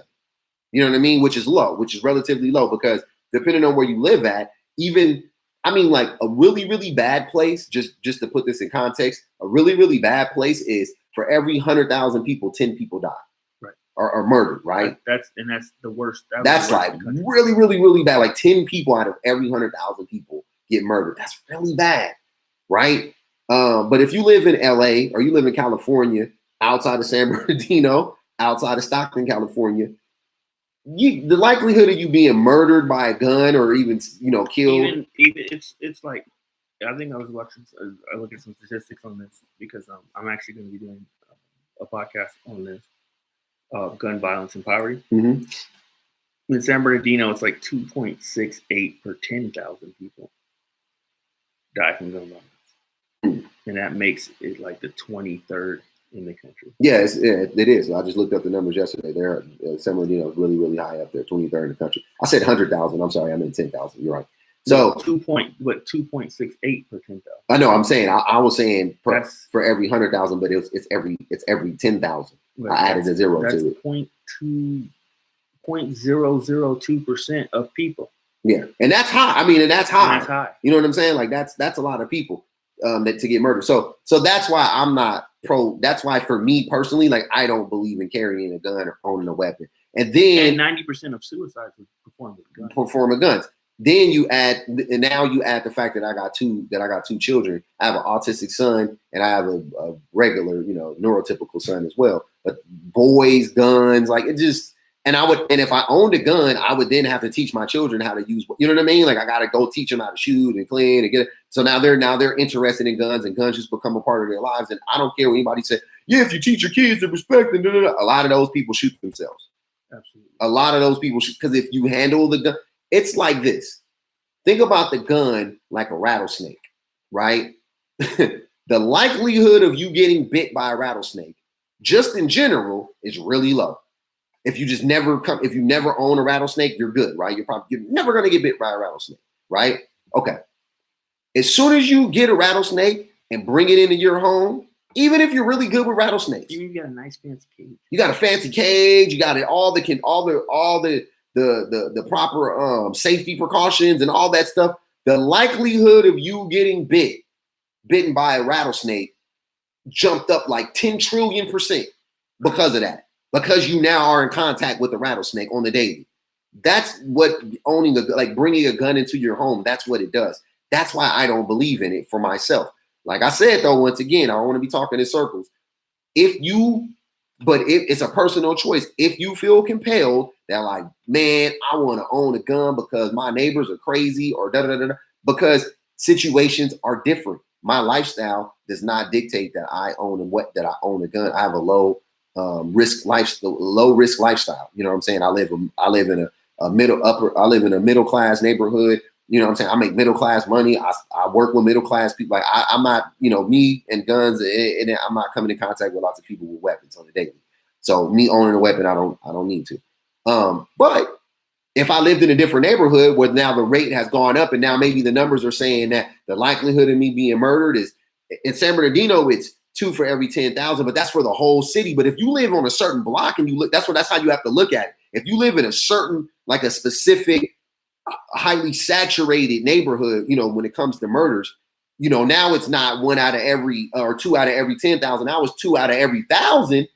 Maybe you get you a gun. You know what I'm saying? Like now maybe you go get you a gun. Then now I'm with it. You know what I'm saying? If you're a hunter, now I'm with it. You got a gang of property and you always out on your prop. Yeah, it's like certain, you know what I mean? Like I understand. But just in general, like I said, for me, it doesn't make any sense. So I just want to put that out there just for people because when I talk about guns, when I'm talking about it from a personal place, like that's what I'm talking about. I'm not anti-guns. I believe you have a right to own a gun and do your thing. You know what I'm saying? That's all I wanted to say. Right. So basically, in talking about this Virginia gun rally, it happened on Monday afternoon, there was a gun rally in Virginia and Richmond. The gun rally was to protest the anti-gun laws that were not only proposed, but currently have a couple of them have been passed as of today by the Virginia state legislature. And they did it on MLK Day, right? If I'm not mistaken. Absolutely. It was on Monday that the rally happened. This rally was just a general protest, not just against the gun laws themselves, but also against the Democratic Party in general. So it was a partisan. Definitely. Definitely. They refer to the Democratic Party as the party of gun control, and then no one should ever vote for the party of gun control. But I thought that if you own a gun, don't you want to control it? Yeah. It's like there's nothing wrong. There's no rule that's being made that you can't have a gun. There's one rule that they're proposing that you can only buy one gun a month. Wow. Oh, it's crazy. 1 gun a month. That's it? 12 guns a year, man. Yeah, 12 guns a year. Against black people. Yeah, absolutely. They held they were walking around with semi-automatic rifles in broad daylight while black people were out having the MLK Day Junior Parade. Like, and they were and there were some black people that were at the. Oh, I'm sure. Oh yeah, no, I'm sure. Guns bring everybody together in America. This is America. Guns bring everybody together. But that was disgusting, and I was sad to see that because what Martin Luther King Jr. stood for. Well, I just take solace in the fact that the Virginia legislature was just elected in November, and they're already on. And they ran on gun control, and they're changing it. And the people voted them in to do this. This is one of the main platforms that these politicians were running on, because everybody in the House, in the Virginia House, everybody was up for re-election. Yeah, every single one of them. They won by 10 seats. Damn, that's a lot. So 55 to 45 seats. That's crazy. Hey, but you know what though? And in the Senate, they have now have a majority of, I believe it was 6 or 7 out of 40 seats. Damn. They dominated, and they have the governorship. They could get a lot done right now for Democrats. The people, and they didn't hide and run on something else and then say, okay, no, gun control. Yeah. They ran on gun control laws. Yep. Then got elected. Yep. So they're doing the people's work. And that's fine. There's no, and in Virginia, and that's all that matters. They're doing the people's work. I'm all for it. Yep, I'm all for it. If they would have tricked the people and said no, didn't say nothing about gun control, said we're never took the NRA money when they got in, right, and then get in there and be like gun control. Yeah, they tricked you, they lied to you. Yeah, but they are doing and the first things first, because it just happened in November. They got elected. Mm-hmm. First order of business, the thing that we got elected on is the first thing we're going to get done. I respect that. Whether you agree with it or not, you got to respect that because the people spoken, and that's how the government should function. It should function like an extension of the people. That's how it should be. So basically, when you elect an official, they come like it's their job to come up with a plan, right? You know what I mean? Like that. That's how I look at it. It's like I want healthcare. You figure out, y'all huddle up and figure out how to get us healthcare where it don't break the bank. You know what I'm saying? Like that's how I feel. Then you come with us to a plan. Then you come with us with the plan and then let us be like boom or boom, right? Like that's how it works. That's how I look at how the government should function. But I don't have a problem, even if the roles were reversed, and they were like, no, we don't want none of that. Yeah, no, I'm saying the Republicans won, and they were running on. They were gonna deregulate gun control or whatever. Then they got in, and the first thing they did was deregulate gun control. I would be like, I mean, that they voted for that. Yeah, it's like I don't think it's smart. I don't think it's smart, but the people voted for that. Voted for that, so, and that's their state. Yep. I'm all for that when that happens. The funny thing is, a lot of those gun guys, they're libertarians or Republicans, and they're states' rights people. But now, when the states' rights don't jive with their rights, it's don't tread on me, right? Nobody's treading on you. The people have spoken. And that's why you can't have this. This is when I ask, what happens when, like, for the people that's like, I just want freedom to do whatever I want to do. And I'm like, okay, that's not realistic because what happens when your rights or what you want to do infringes on my rights or what I want to do? And this is a perfect example of that, where the majority of people are like, look, man, we need gun control. Kids are dying, people are committing suicide, whatever the case may be. It's just stupid to have people stockpiling weapons and blah, blah, blah, blah, whatever they want to think, right? They have a reason for that. And they're like, we don't want that. We don't want that to happen in our state. So you guys do something about it, government. And they vote the people and they go about it all through all the right ways, right? All the right channels. And then boom, the people get in, they do what they want. The government gets in, they do what the people want to do. And then these people get upset. And I'm like, wait. You what you want to do is infringing and putting other people putting other people in danger. Because if you own a weapon, then now somebody come in your home and steal that weapon. And now that weapon is on the streets. You see what I'm saying? If you got 100 guns in your house because you bought 10 guns a month for a year, you got 120 guns in your house and somebody comes in and steals half of them. Now there's 100 guns on the street. You know what I'm saying? Like, I totally understand why people care about what other people do, because what other people do can affect you. Right. That's really, really important that we all understand how connected we are, right? Like, it ain't just about what you want to do. It ain't about your feelings. It matters what your neighbor is doing. And in both ways, I care if my neighbor is healthy as well as I care if my neighbor is sick. You know what I'm saying? Right. And okay, Second Amendment, let's just look at the Second Amendment. So you have the right to bear arms. Mm-hmm. It doesn't say how many you have the right to bear. It doesn't mean you can bear all the arms. I fucking hate the Constitution, so you can't get me on it. I think we should rip up the Constitution and write a new one slowly but surely. Slowly, do it piece by piece. And I know you can amend it. I know, no. I think the language needs to be changed, because I think the language. The language of what? The language of the Constitution in a lot of some aspects is fine, but in a lot of aspects, the spirit of the Constitution is fucked up because of the people who wrote it. They weren't in the right spirit. So I know at its core, it's fucked up. It's tainted, and that's why you see what's been happening. Like, if the Constitution was what it's supposed to be, Jim Crow never would have happened. Because that's what I'm saying. So there's a reason why shit like this keeps happening. Well, but if that's the case, it's like this: the spirit of the Constitution changes with the legislatures. Yes, Future, you are right. He said Northern Virginia, the DC suburbs, is very blue, while the rest, and that's the most highly populated area. Also, the Richmond area. The Richmond area, yeah. And then and then they have like spots, blue spots, Virginia Beach, places like that. But definitely the Northern Virginia part is the people that are carrying the day there. And 22 counties, the sheriff's departments of 22 counties have declared their counties Second Amendment sanctuary zones. So now you guys are into sanctuaries as well. What does that mean? Basically that they're not going to enforce. They're law enforcement. They're not going to enforce the law. They're deciding that they're not going to enforce the law. Black people, we got to do civil disobedience and get arrested and beaten for stuff, for unjust laws. You know what I mean? White people just say, hey, we're not going to comply.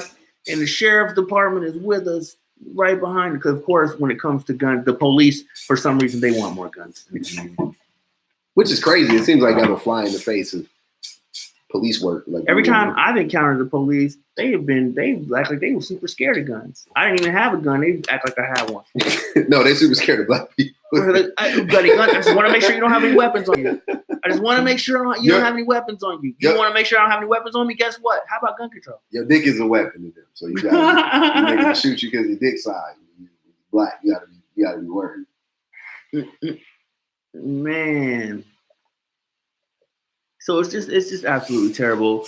I just think that, look, 70% of Americans, that's Republican, Democrat, or otherwise, are in favor of some form of gun laws. But anytime anyone brings up any kind of regulations to the gun, take your hand off my guns. There's a backlash of some sort. Like, I don't understand. Zero regulations? I mean, we got regulations for a lot of things. Zero gun regulations? No, nothing? We can have nothing to protect us. You can't have a damn another law. He said, Future said, blacks wouldn't be, he's talking about the Constitution, my statement about the Constitution. He said, blacks wouldn't be in jail nearly as much if the 13th Amendment didn't exist. 13th Amendment slavery is legal unless. That's true. Yeah. But you got to remember what the 13th Amendment replaced. It replaced slavery as legal. Yeah, but that's under all commercial circumstances. People are, so we went from, it's less, the 13th Amendment sucks in the fact that slavery is now a punitive option. But it replaced, before the 13th Amendment, it was legal to actually have slaves. Like, it went from, you could be a slave if you, as a punishment for a crime. Mm-hmm. But before that, you didn't even have to commit a crime. They could just make you a slave. But that's in the Constitution. That's my point. That's what I'm saying. That was in the Constitution. You could just be enslaved before that. But that's why I was saying about the Constitution. Like, if that shit is in the Constitution, like slavery, it was written in the Constitution, which it was at one point in time. That the whole shit gotta go, bro. The whole shit gotta go. Throw the whole shit away. Let's start all over again. Let's write it for now. You know what I'm saying? I think on GP, he's saying, wait, he said you play Yes We Can backwards. It says thank you, Satan. Yeah. Why couldn't they just say that slavery is illegal? Boom. Slavery is illegal. Not accept. They knew. They knew what they were doing. They knew what they were doing. That's what I'm saying. They were trying to. They wanted to break the power of the Southern states, but they didn't really want to get rid of slavery. No, they wanted to be able to get free labor. They understood what free labor meant to the U.S. economy. Mm-hmm. Because now that you're in jail, when you're in jail, what are you doing? You pressing license plates or something? You busting rocks? Oh, you sewing clothes for? They got all types of shit. Anything. You telemarketing? Yeah. All kinds of stuff. Fighting fires, fighting forest fires. Right. Yeah, California, man. that's big business. Big business out there. So they understand the power of cheap labor to the U.S. economy. They did not want to make that go away. Immigrations. Right. Immigrants. So the way that they did that is, look, if we arrest you and if you get convicted, now it's your fault. You can be You can be enslaved as punishment for your crime. But then all they did was just criminalize being black. Absolutely. Or no. They criminalized being poor. That's what they did. At vagrancy. Yeah, vagrancy law. That was the biggest law. So jaywalking. Yeah, they criminalized being poor, and then they weaponized it and used it specifically against black people because it wasn't like white people weren't vagrants. It wasn't like, you know what I'm saying? Like anybody could. Because there's a little other thing called prosecutorial discretion. Yes. They don't. The prosecutor can decide which crimes he wants, what cases he wants to pick up, and which ones he don't want to pick up. Yeah. And guess what? They just be in that courtroom when they got all the perps sitting right there waiting to get their case called. The DA just look over there. They call you and they say such and such is right here standing in that. Mm-hmm. They can decide right then and there. Oh yeah, the people move to dismiss. This is a bunch of nothing. Or if they get that far, if they even get that far, usually if they see you, usually working with a DA. Usually, if you're sitting in the jail cell, they'll release you on your own recognizances, and then when you come to case, you find your case is dropped. Yeah, even if charge you. Yeah, even if you get arrested, just don't. Don't do that again. Don't beat your wife again. It's a lot of ifs. You're drunk. It's a lot of ifs. It's like if you get arrested, if you don't get released, if you get it's like a lot of ifs for them. But with us, if we get arrested, we already know. Mm-hmm. It's a wrap. We gonna get charged with some shit. So at least to put you on probation. And the one thing they put you on probation, should put every probation in California is you cannot carry a weapon ever for life. You're on probation for 3 years. You can't carry a weapon for life. Yeah. Hey Dante, I'm sorry, man. If you still listen, we over here on the Soapbox Heroes channel on YouTube, man. We in these YouTube streets tonight more than guns in the suburbs, in the hood. Just different reasons. Yeah. Well, a lot of the guns that ended up in the hood came from the suburbs. All I know, or worse, all I know is it ain't no niggas in Paris. It ain't no niggas in Moscow, but they got Kalashnikovs. Yeah, they got some big ass guns in Russia. It ain't no scary, you know what I mean? And a lot of niggas, they ain't never left their hood, but they got Colombian dope and Russian guns. How did this happen? You got Colombian dope and Russian guns in your hood. And you ain't never left. We ain't got no boats. We ain't got no planes. Right. We ain't got no trucks. All we got in this world are word and our balls. But yet and still, the hood is flooded with the gun. I mean, we know what happened during Contra. We should do. You know what? We need to do a show on the Nixon era. I don't think we talk enough about Richard Nixon and what he did to the black community. I don't think we talk enough between Nixon and Reagan and Clinton and how those three, what they did to black America. I want to say the hood. And Herbert Walker. But I mean, he was a part of it, but he wasn't the president. But he was a part of it. Well, he was the president eventually. No, I know, but when he did it, he didn't do what Clinton. You know what I mean? Like there wasn't like this one like, all right, boom, like that was terrible. The 3 strikes law. You know what I mean? Like he didn't have that. Right. He was only in for one term. But it says, how do y'all feel about 10 cities in your state? Well, I feel like abject poverty is a problem everywhere in the country. Yes, I feel like we need a housing program to help the people in the tents get out the tents. Well, we need to. You know how they declare war on terror is not a real war? They just throw money at it. How about we switch it to the war on poverty? Yeah. And do the same thing, same amount of money we spend on the war on terror now. Cancel that.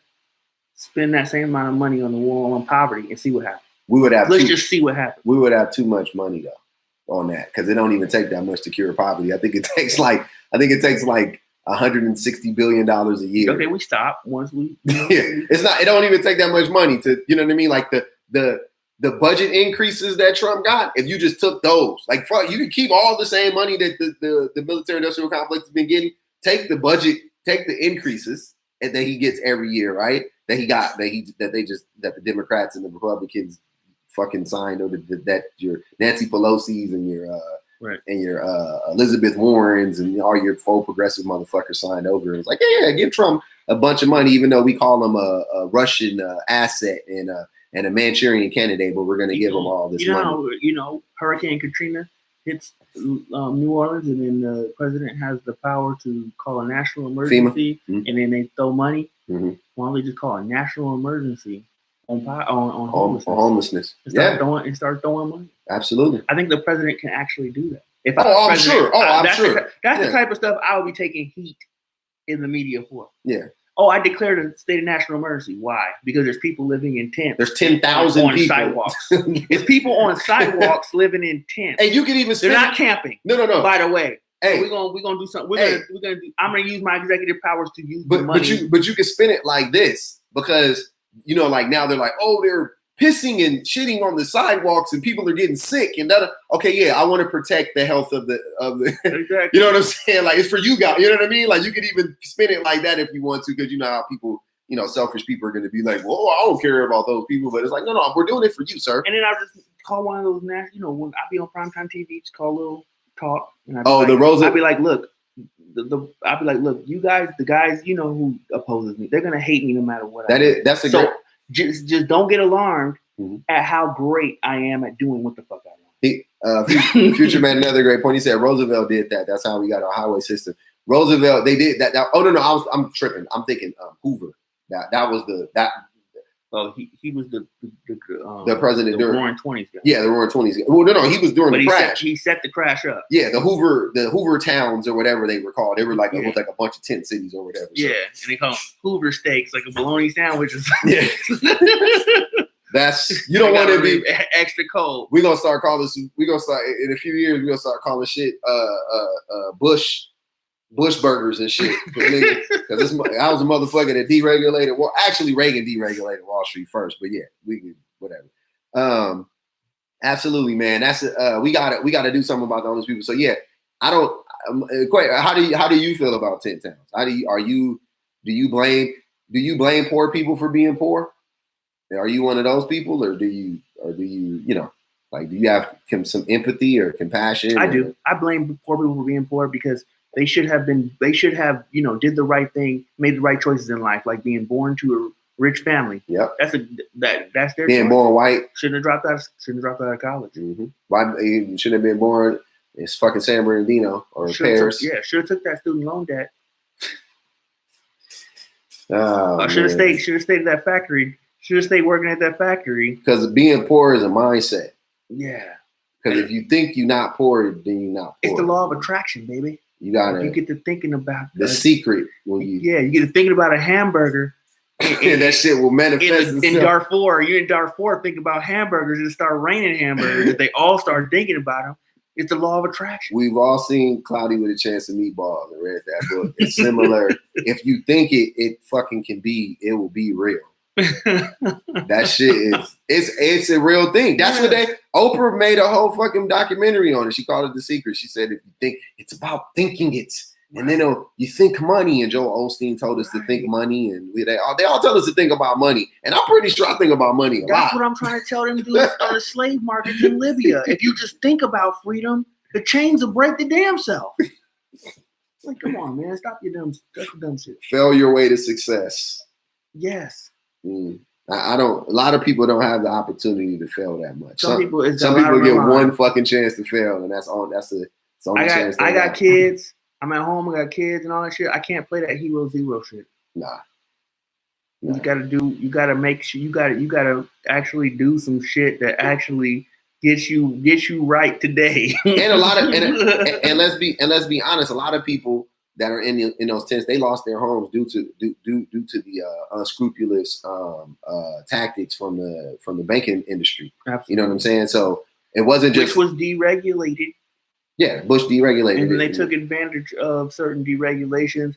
People were lying about the credit. The value of their loans. I know you didn't believe that. That's why I was just like. Man, nobody can believe that. Fail your way to success. What kind of bullshit is that, man? That's like 0 times 0 is still 0, motherfucker. Like you can't. If you fail, you fail. You can't. Fail your way to success is like it's not like we're learning how to play a sport or something. Nah, it's life, man. It's life. It's if I don't get something to eat today, I might starve to death. Yeah, that's how it is. I can't keep failing every day and starving every day because eventually my body will shut down. You know what I mean? Like, or I might lose my house. Trying to be an entrepreneur Negro. Like, it just don't make no sense. And everybody don't need to do that.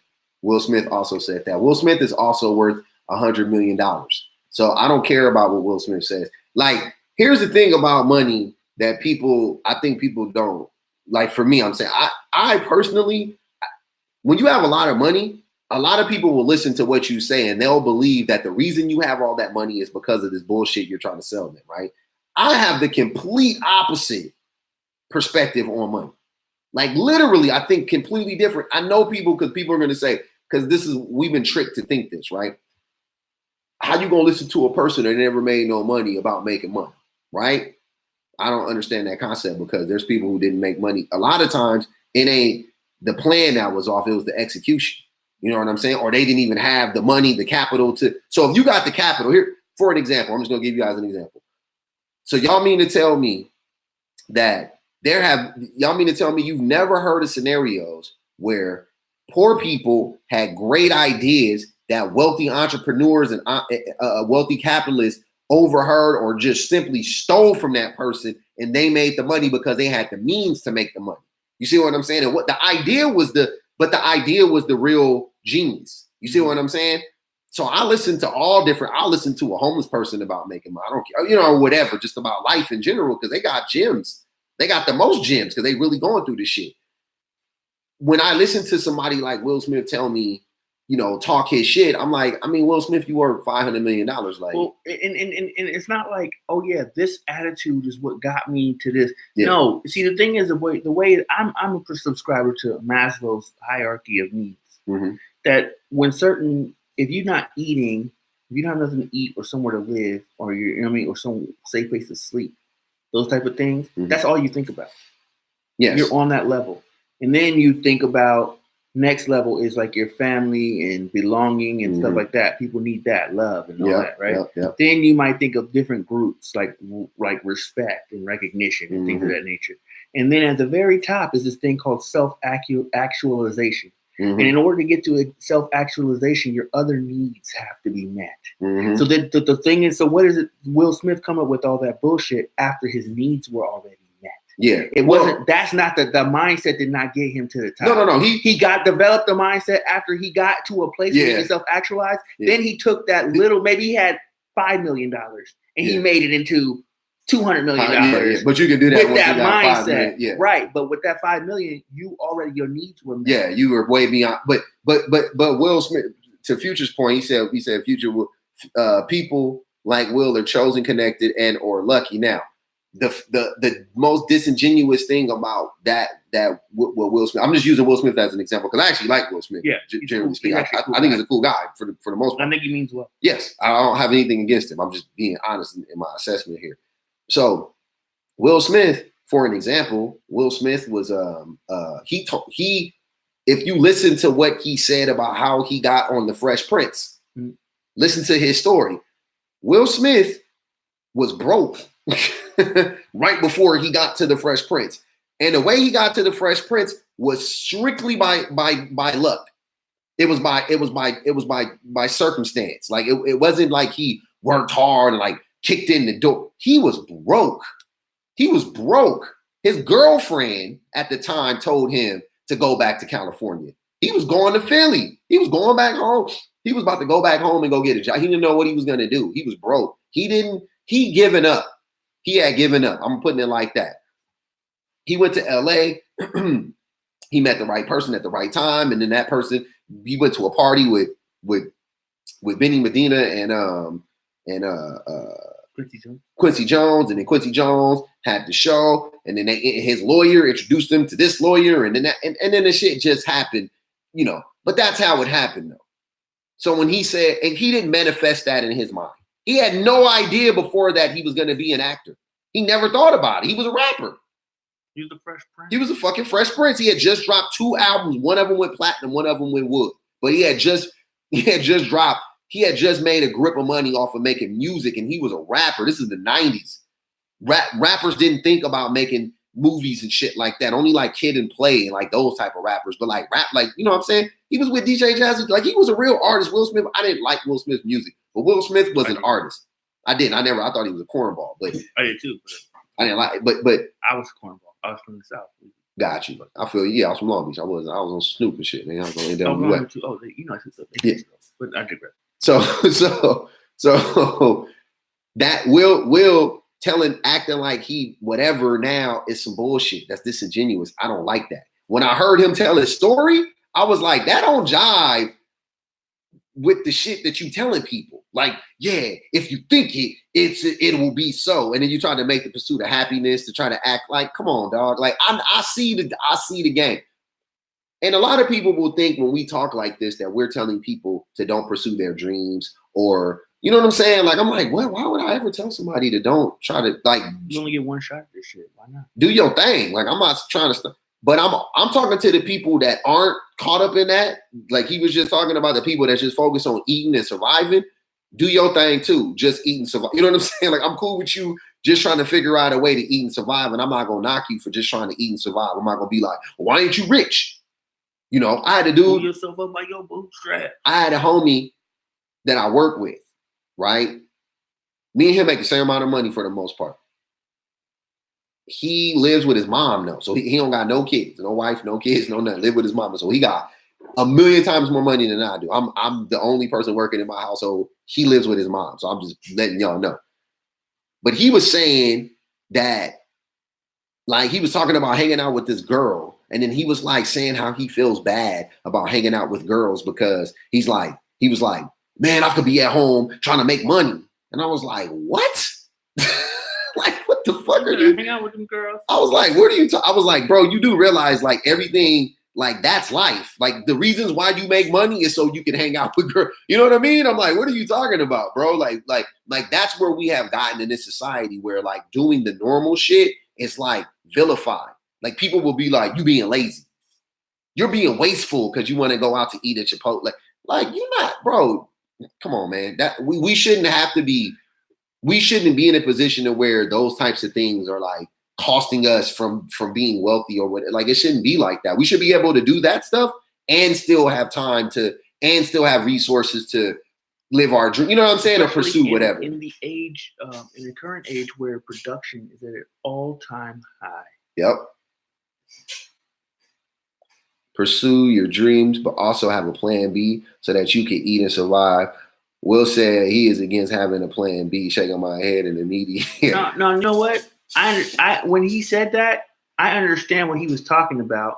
He was saying about the urgency of, applying urgency to what you're doing. Like if you really believe in something, believe in stuff, and you have the means to do it and, the talent to do it or whatever you need. Yeah. Then step out. And but he didn't. But he didn't do that, and that's what I hate about what he says to people. He didn't do that.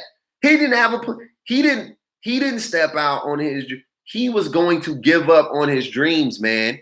They were done. He had his ticket. He was about to go back to Philly, and his girl said, "Stay for another week," and then he got really lucky. And then he ended up on being the Fresh Prince, and the rest is history. I don't really subscribe to too much capitalist psychobabble.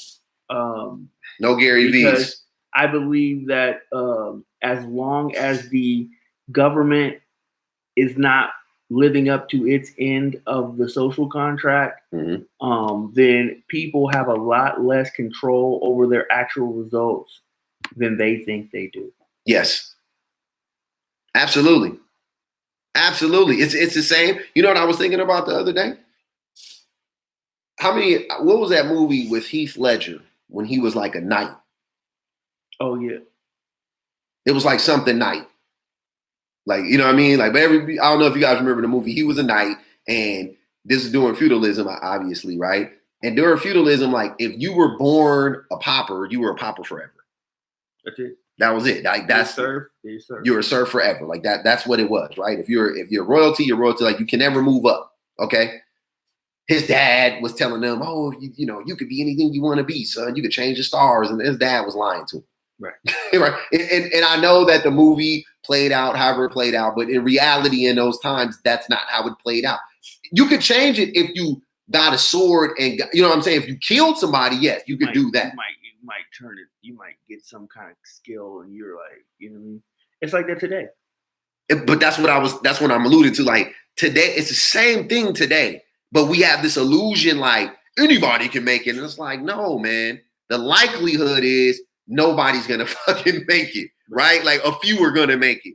That's the likelihood. I'm not saying like it can't be done. I'm just saying like it's so small. The chances are so small that you're gonna make it. My son told me, I asked my son what he wants to do with his life, and my 10-year-old, and he says he wants to be an NBA basketball player. Awesome.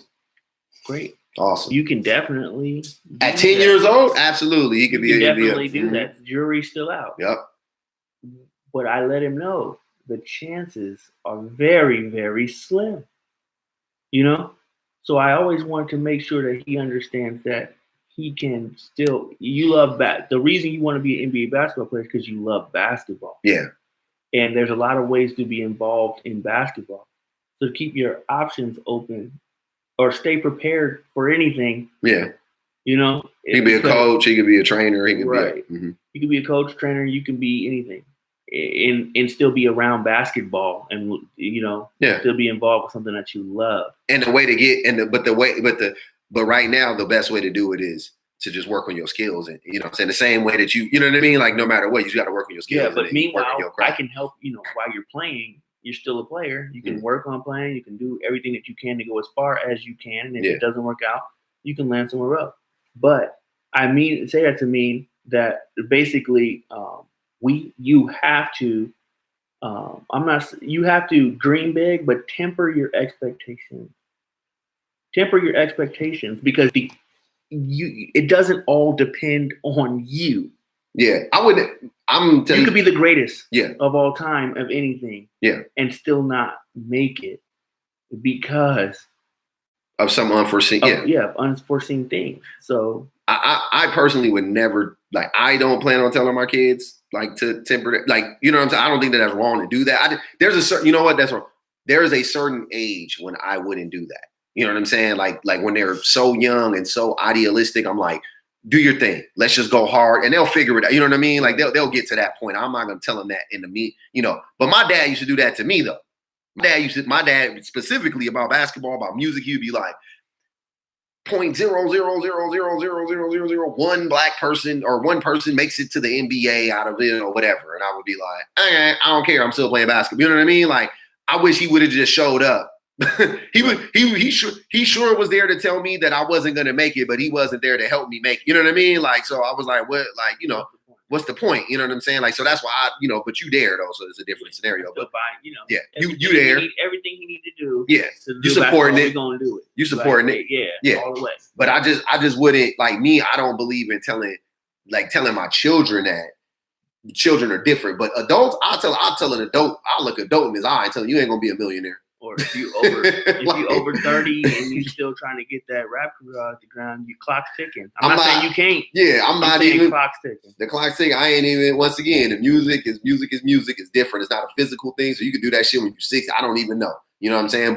But if you love it, I'm with you. I'm like, at this point, instead of trying to be a rapper, why don't you open up a studio? Why don't you be, you know what I'm saying? Like, why don't you get involved in some other aspect of it? You're not doing it because you have to be a rapper. You're doing it because you love music. Because now at this point, I would think you love music. What a music you could do. Yeah, that's what I'm saying. Music you could do forever. So I don't, I would, if you 50 years old or whatever, you talk about doing something, you want to be a tennis player, I'm going to be like, yeah, shut up. But if you poor, like me, if you broke, and you talking about I be seeing people talking about they going to own this big ass home in Beverly Hills one day, or they gonna own a Bentley or shit like, which I don't even understand why you even aspire to own shit like that. But whatever though, you think that's what success is? Oh, cool. But if you told me that that's what you want to do, and I'm 38 years old, and if you were telling me that shit, I'd be like, nigga, you stupid. And I'm not no hater. I'm not hating on you and that, like, cause I'm gonna help you the whole whatever you doing. I believe in your dream. I'm gonna help you, but I'm gonna be like, dude, I wish you just focused on making $100,000 a year, because that's.